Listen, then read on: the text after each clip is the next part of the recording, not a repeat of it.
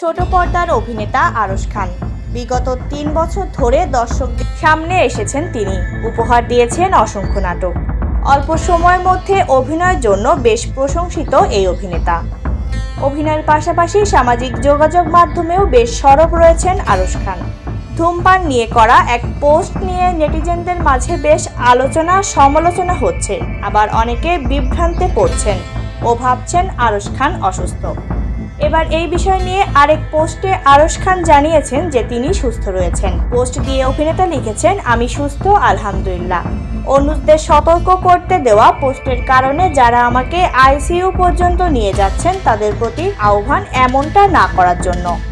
তার কথায়, আমার হৃদয়, কিডনি, লিভার, ফুসফুস যে অবস্থায় আছে তাতে জোরপূর্বক আমাকে পৃথিবী ছাড়া না করলে আমি যাচ্ছি না ইনশাল্লাহ।